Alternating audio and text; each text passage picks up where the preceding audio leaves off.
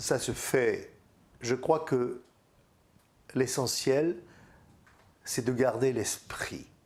Parfois, on pense que... Ça m'est arrivé de regarder, de voir un spectacle, une pièce de Shakespeare, au Théâtre du Globe, à Londres, et ils étaient en smoking, et les femmes étaient en robe de soirée. J'étais déçu.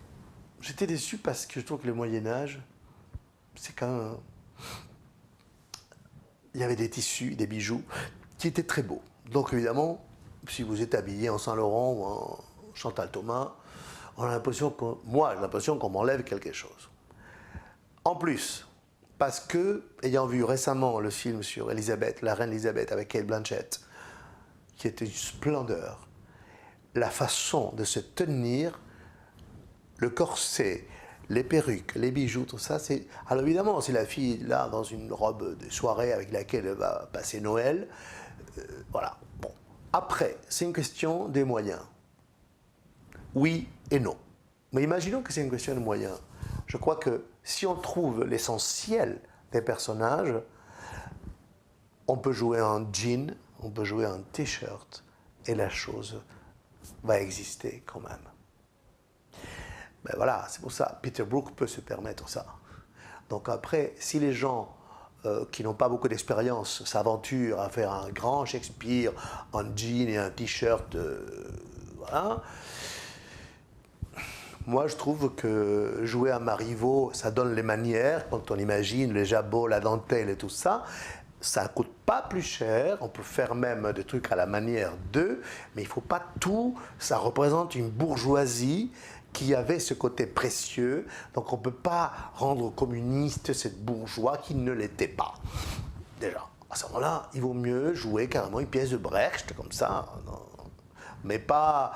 Donc après, ce n'est pas une question de moderniser, on a l'impression...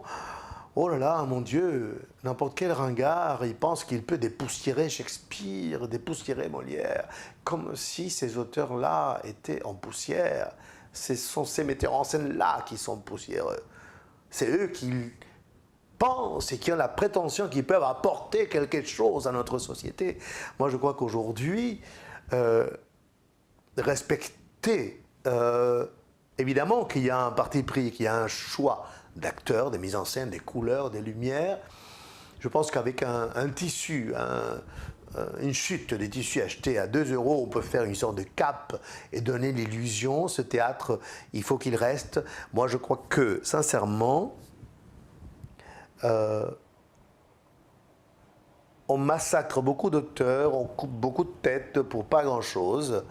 On en fait tout un problème d'État, alors que l'enfant a besoin de voir Harry Potter parce qu'une sorcière ressemble à une sorcière. Tout décalé me semble pas nécessaire tout le temps. Sûrement que j'ai fait des choses qui me semblaient...